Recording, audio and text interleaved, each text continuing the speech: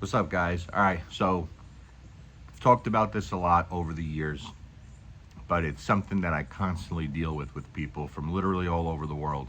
In my opinion, one of the hardest things to deal with in the dog world is having a multi-dog household where two of the dogs or more of the dogs are fighting within the household. This is something that I get messages about every day. You guys have seen many cases over the years that I have filmed and documented along the way, and it's difficult.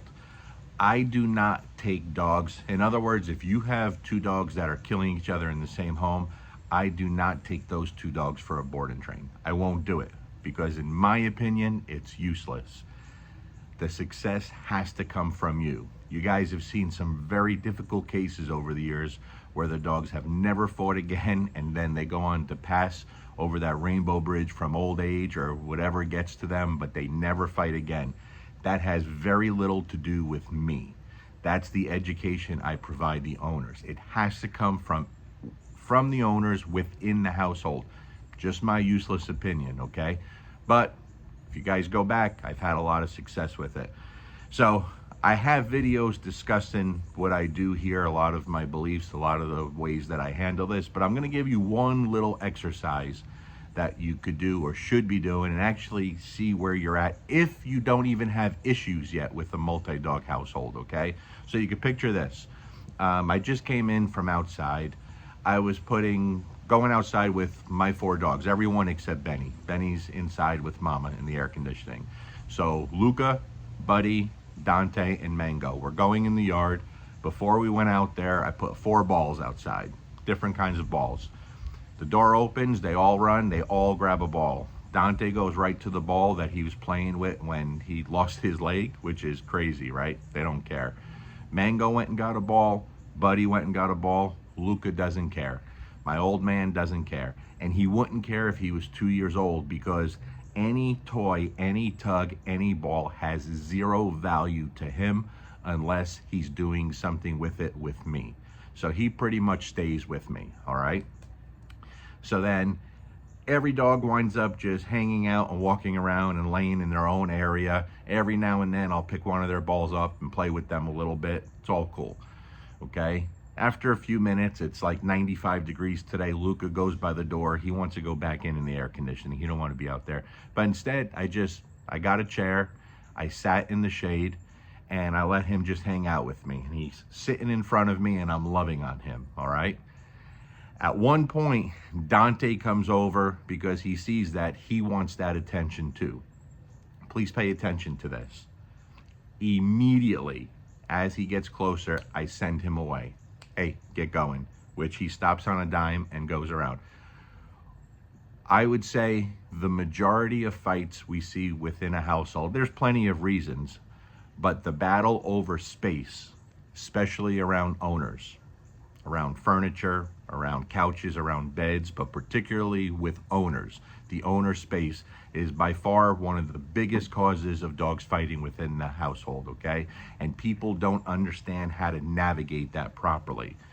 So again, he's coming over because he wants that attention from me too. I'm not going to allow him to enter my space and be rude to Luca's space while I'm dealing with him. Not going to do that. That's why I don't have dog fights after all these years. I send Dante away, get going. I spend some time loving on Luca, and then eventually say, all right, Luca, get going. I said, Dante, come here. And then he runs over to me. I give him some love. I spend some time with him. All right, get going, right? Very, very simple. Eventually, all the dogs come, well, the 3, Buddy, Mango, and Luca come, and they're laying around me, all right, in the shade. Dante's laying by himself in the sun. Dante's very independent. He likes to be by himself. Eventually it gets too hot and he comes, so all 4 dogs are laying around by me, okay? And at one point, Buddy is the one, if someone was going to start a fight, it would be Buddy. And not because he's going to want to fight a dog, because he's goofy and does very rude things that other dogs don't like. So at one point he gets a little excited and tries to get into my space without being invited, and I stopped at, no, Buddy, get going. I don't allow those things, all right? Because it's very important that the other dogs see that I can control them in that situation. I can control myself in that situation, and I can control them. And I don't allow them to be rude within each other's space. You understand what I'm saying? Now, don't get me wrong. They can go out there and wrestle and run and do whatever they want. They could be dogs. They're free to do that. But when it comes to demanding attention from me and coming into my space uninvited when I'm dealing with another dog, I have to be able to say, not now, get going.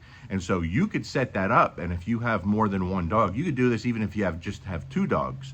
You practice these things. It's very, very important. With that being said, if you can't sit on the ground or sit on a chair and pay attention to one of your dogs, and as your other dog is coming in for that same attention, if you can't say, hey, get going, and the dog can do it, you shouldn't have more than one dog in your home. You're not equipped to do so, and that's not going to be a popular statement.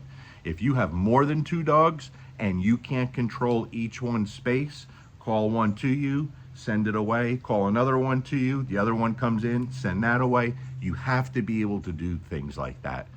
I can't explain to you how vital it is that you have that control of them, right? Not with leashes and prong collars and e-collars, but there has to be that connection between you and your dogs, and they have to respect you enough that when you say, not now, I need you to go over there, they go, oh, okay. And then when it's their turn, come here, buddy, let's go, Dante, you love on them. Simple thing, one exercise. So I encourage everyone that has more than one dog, go sit on a chair, sit on a piece of furniture. You could do this in your living room if you want, I don't care. But these are things you have to be able to do to run a household successfully when you have more than one dog. The problem is, everyone that I talk to on a daily basis that has dogs fighting in the same home, they can't do things like this, but they also don't have the knowledge. They don't have the understanding of where these fights come from. And they're not proactive, right? They only react once the dogs fight. And once that starts happening, now for the average person, that's going to be very, very difficult. You're gonna have someone who wants to do a board and train, send two of your dogs, drop 10 grand on a board and train for two of your dogs, and I don't care what they do in the board and train. Look, the dogs are getting together great. It's useless. It doesn't mean anything. What matters is, what do you do, what do you change when those dogs go back in the home? If you don't have my go home letter that I give to my clients when I do board and trains, go pull it off of Facebook and read it. You'll see there's a few things that I require to have everlasting results and change. And number one is identify the bad habits within the home that got you to me in the first place. Number two is replace them with good habits. Number three is set rules and boundaries inside the home and enforce them consistently. There must be clear rules and boundaries to be fair to the dog. And number four is you build everything up through formal obedience and play. It's that simple, okay? So again, try that one exercise if you have more than one dog. You have to be able to control space. Peace.